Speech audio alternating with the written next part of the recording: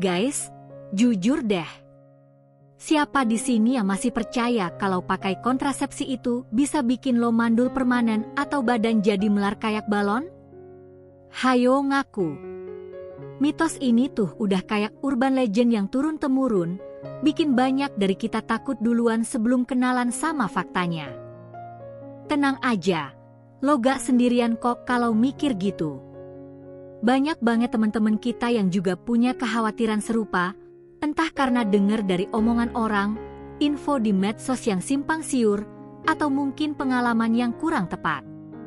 Perasaan khawatir itu wajar banget, apalagi kalau menyangkut tubuh kita sendiri. Oke, biar gak makin bingung, kita bedah pelan-pelan yuk. Kontrasepsi itu intinya adalah metode atau alat buat mencegah kehamilan. Gampangnya, dia kerja dengan berbagai cara. Ada yang menghalangi sperma ketemu sel telur, ada yang mengatur hormon biar sel telur gak matang, atau bahkan bikin rahim jadi gak nyaman buat embrio. Simpelnya gitu, guys. Nah, di tengah semua informasi ini, ada beberapa red flags alias kesalahan umum yang sering banget kita abaikan. Misalnya, asal ikut-ikutan temen pakai kontrasepsi yang sama tanpa konsultasi, atau berhenti di tengah jalan karena denger mitos doang. Paling bahaya sih, kalau lo cuma ngandelin info dari TikTok tanpa ngecek ke dokter atau sumber terpercaya. Sekarang, mari kita bongkar mitos terbesar, kontrasepsi bikin mandul permanen. Ini tuh hoax gede banget, guys. Faktanya, kontrasepsi dirancang buat mencegah kehamilan sementara. Begitu lo berhenti, kesuburan lo akan kembali seperti semula, biasanya dalam beberapa bulan. Kalaupun ada efek samping, itu bukan kemandulan permanen, melainkan penyesuaian tubuh. Mitos kedua yang gak kalah meresahkan, kontrasepsi itu cuma tanggung jawab cewek. Serius? Hello, ini hubungan dua orang, guys. Tanggung jawab untuk perencanaan kehamilan itu ya bareng-bareng. Ada banyak jenis kontrasepsi buat cowok juga kok, atau setidaknya komunikasi dan support dari cowok itu penting banget. Jangan sampai beban ini cuma dipikul satu pihak. Kenapa sih kita gampang banget terpengaruh mitos kayak gini?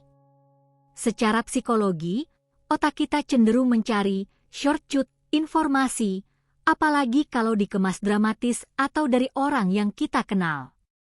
Rasa takut, kurangnya edukasi yang komprehensif, dan stigma seputar seksualitas juga bikin kita lebih rentan percaya info yang belum tentu benar.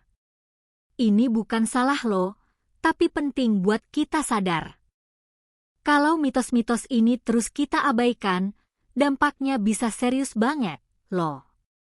Secara fisik, bisa jadi kehamilan yang gak direncanakan atau malah masalah kesehatan reproduksi karena salah pilih metode. Secara mental, ada beban pikiran, stres, bahkan konflik dalam hubungan. Semua ini bisa dihindari kalau kita punya informasi yang benar dan berani ambil keputusan yang tepat. Oke, jadi apa yang bisa kita lakuin sekarang? Pertama, jangan pernah takut buat konsultasi ke dokter atau tenaga kesehatan yang profesional. Mereka itu sumber informasi paling valid. Kedua, cari info dari sumber terpercaya kayak website kesehatan resmi atau buku-buku ilmiah, bukan cuma dari grup WhatsApp atau akun gosip. Pengetahuan itu kekuatan, guys. Ngomongin kontrasepsi sama pasangan itu kadang awkward, ya kan? Tapi ini penting banget. Mulai aja dengan santai, kayak, kita perlu ngobrolin ini lo biar sama-sama nyaman dan aman. Jujur soal kekhawatiran lo, dengerin juga kekhawatiran dia, dan cari solusi bareng.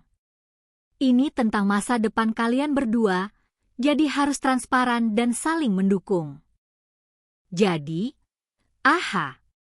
momen kita hari ini adalah, kontrasepsi itu bukan musuh, tapi teman yang bisa bantu lo punya kontrol atas tubuh dan masa depan. Mitos-mitos yang selama ini bikin takut itu cuma awan gelap yang bisa kita singkirkan dengan cahaya ilmu.